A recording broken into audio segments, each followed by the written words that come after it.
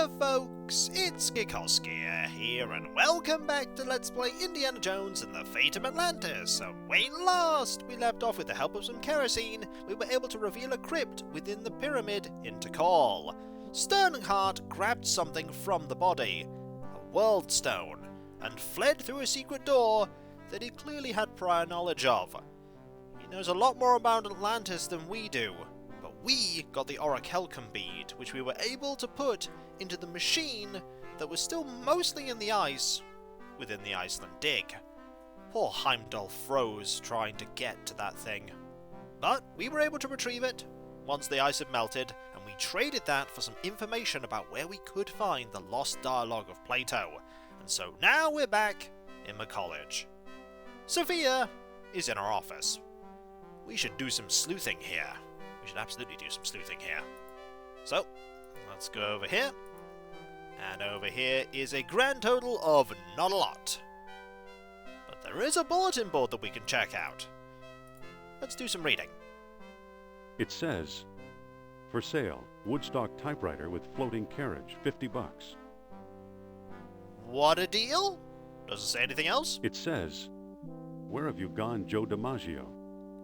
I believe there are some references here. It says, we'll trade K&E slide rule for FADA radio. Someone wants a radio. It says, wanted, ride share to World's Fair. I imagine a lot of people wanted to get to the World's Fair. It says, for sale, 1937 Ford Coupe, like new, $300. It's only a few years old. It says, where have you gone, Joe DiMaggio? Okay, they're looping. So let's go over here. And over here we have stairs up and stairs down. Let's go down first. And that brings us to here. Now, remember that rag? I think we're going to want that this time. Yep, one rag. It's a greasy old towel. My mistake. It's a towel. Now, anything else in these? No! Anything here? No! Anything here? No! Can't grab the shovel? Can I open the furnace? Let's try and open the furnace. Yes, I can! Don't think I want to keep the furnace open, though. Let us close the furnace. Now, there is the coal chute. Let's look again at the coal chute. I don't see anything special about it. Can we walk up the coal chute? It's too slippery to walk up. Okay, it's too slippery, so we can't do much there. Not right now, anyway. We're gonna need something to give us more firm footing. Right, let's look at these stairs. I don't see anything special about it. Alright then, up we go! And there is this... Ooh. There are screws! They seem important. It's a screw. Early 20th century, I believe. Can I take it? It's screwed in too tight. Oh. Let's look at the bookcase. It's a screw. Early 20th century, I believe. Did not mean to click the screw. Let's look at the bookcase. There we go. I believe it's part of the old Ashkenazi collection. Ah! Gonna need to lift that up. Can we use it? I don't think that'll work. Can I pull it up? I can't move it. Oh, that's awkward. We could probably use the rope, though. Yeah, let's use the rope. See what else we can find. At least we're good at climbing ropes. I wouldn't be able to do that very well. And this brings us to here. Okay, we have the rope. We have the gaping hole. Looks dangerous. Yeah, we know. We fell down it. There's the big crate. There's this hole that we can't do anything with. It's a hole leading to the attic. And that it is. The label says unidentified potsherd. Now, I've been told by my comments that that is the correct term. Fair enough, I say. It's good to learn things. Now, let's grab this arrowhead. That doesn't seem to work. No, sorry, I mean pick up rather than use. This is probably going to be very handy. We'll put it back when we're done. I don't know why the music's so dramatic here. It's from the Shaman collection. Very sharp. That could be useful in getting those screws out. Could be very useful in getting those screws out. So, let's head down using the rope. Safety first. They really should put a ladder there. But so long as we can climb, we'll be fine.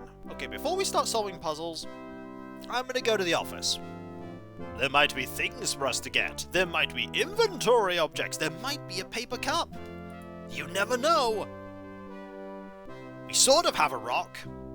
Okay, let's look at the office door. We're going to have to cross the road to do that. Make sure you look left and right, Indy. Indy, you didn't look left and right. I don't see anything special about it. Fair enough. Let's go in. I have to open it, don't I? Yes, I do. Now we can walk in. Well, don't just stand there. Go find Plato's Lost Dialogue. Okay, what do we have here that we can look at? There's lots of stuff that we can look at. Let's start looking. Nothing up here but a few broken pots. Fair enough. What about a desk? Anything on the desk? No. There's shelves here. Here's a cartouche from the Well of Souls. Not very useful for what we're doing right now, though. There's an icebox. It's my old icebox. I haven't used it in months. Well, what's in there? Phew. Guess I should have cleaned it out. Oh, what's in there? A jar. I guess it's mayonnaise, but it looks like used motor oil. Yeah. Well, better take it. Anything else? Door. No, it doesn't seem like there's anything else here. So, let's have a conversation with you. Well, don't just stand there. Go find Plato's Lost Dialogue. Okay, fine. We will. Oh, there's a trunk. We should absolutely look at that trunk. Look at trunk. Up we go. It's my old steamer trunk. Well, let's open it. Anything in there? Nothing useful in here. Oh, okay. I'm gonna take it with me. I can't pick that up. Okay, fine, I'll close it. I should also probably close the icebox. Just think, it was only in the 30s that there were iceboxes instead of fridges. Technology marches forward so quickly. So quickly. Okay, we've looked at everything here. So I think we're going to have to use the arrowhead. Oh, don't stand in the middle of the road, Indy. It's dangerous. I think we're going to have to use the arrowhead on the bookshelf to remove the back of it so that we can check out the collection. I think that's what we're going to do. It's worth a go. It might be wrong. Okay. Arrowhead, screw. Ouch! The screw came out, but that hurt. Yeah, I can imagine it hurt. I can't unless I find a way to protect my hands. Ah, the rag. Now it is a wrapped arrowhead. It's an arrowhead with a soiled rag wrapped around it. Now we can do this. It's unscrewed. That's another one. It's unscrewed. Now, unless something changes with one of these, I don't know why the game wants us to do every single one. It's unscrewed. What about the last one? It's unscrewed. Now, can I pick up the book? Oh, I could probably open the bookcase. Here it is, the Lost Dialogue of Plato. There we go! Fantastic! Let's look at it. The Hermocrates. Now at last I have Plato's Lost Dialogue translated entirely. The Greek original is lost, so I've used the Arabic text I found in an Italian monastery years ago and always thought it was a hoax. Now I wonder, could this remarkable book hold the secret to long-lost Atlantis? Probably not. No one will publish it, that's certain. The fear of ridicule is too great. To be safe, I've sent a copy to Ashkenazi. Charles Sternhardt, London, 1922. There are handy paperclips here for reference. Hermocrates. In shame I hereby do recant the time and place whereof Critias spoke. In rendering Egyptian into Greek he made a tenfold error. Instead of lying 3,000 miles hence, Atlantis may well have been 30,000 miles away, or perhaps it was less than 300 miles from our own shores. Likewise, it may be that the Lost Kingdom held sway as many as 100,000 years ago, or as few as 1,000. Socrates. If a kingdom arose on earth beyond anywhere men might travel, then we would never hear of it. We ought to accept the lesser figure. Makes sense. So 300. Yeah, 300. 300 miles and 1,000. 1,000 is not that long ago. So glorious Atlantis founded two colonies, the lesser 350 miles northeast of the city, and the greater 460 miles away southwest. Gates of the kingdom opened only with the aid of special stones. At many outposts, a sunstone sufficed, if hot sunlight bathed the tall horns. Good to know. At the greater colony, a moonstone was also needed, with the sun dying as a new moon is born. To approach Atlantis itself, a world stone was required as well. Sternhardt has that. With a waxing moon, the sky's only reply to the fires below. Final entrance yielded only to contrary minds. That's Indy and Sophia. And it is said that dwellers in Atlantis had no horses nor any need of them. Orichalcum, the metal that glittered like fire, they had instead. They cast it into shiny beads and used them as we do minted coins, paying statues to do their work as if by magic. When their colonies were failing, wise men carved strange devices out of amber to search for the metal, only proud Atlantis ever yielded a supply. Socrates. You have called the kingdom wealthy, but surely this is absurd. As the waters rose around my city, the kings of Atlantis, one after another, sought to hold off fate. Knowing mortal men would never rule the sea, they planned a huge colossus, which by use of orichalcum, 10 beads at a time, would make them like the gods themselves. Nur-Ab-Sal was one such king. He it was, say the wise men of Egypt, who first put men in the colossus, making many freaks of nature at times when the celestial spheres were well aligned. Socrates. This I doubt. We are hearing a child's tale. There's some very interesting stuff there. Very interesting, and we need to save. Let's hope we can keep a good hold of this item. Now that we found it, let's go give Sophia the news. Let's see if we can get rid of this mayonnaise. I get the feeling we are not going to be getting rid of this mayonnaise. This is absolutely going to be something that will be pivotal later in the story. I hope it doesn't smell that bad. It's sealed. Or apparently it's not sealed because the lid is right there. Oh dear. Oh dear. Let's hope no one comments on it. I got it. I found Plato's Lost Dialogue. Really? Our jungle friend Sternhardt is quite the scholar. Let me see. Okay. We're just going to be looking at it again. Just going to flick through each bit. She's a very fast reader. And there we go. I don't see how this will help us find Atlantis. Well, there's this here. Didn't you notice Plato's tenfold numbering error? So he got his dates mixed up. Why is that so important? Well, that maybe. Plato's error means distances could also be wrong. So what if they are? That means If Plato is right, Atlantis is in the Mediterranean. You mean 300 miles from Greece instead of 3,000? And that is where we'll look. Yes, the cradle of civilization. You could be right. He once told me he came from the middle of the world. That's what Mediterranean means. Well,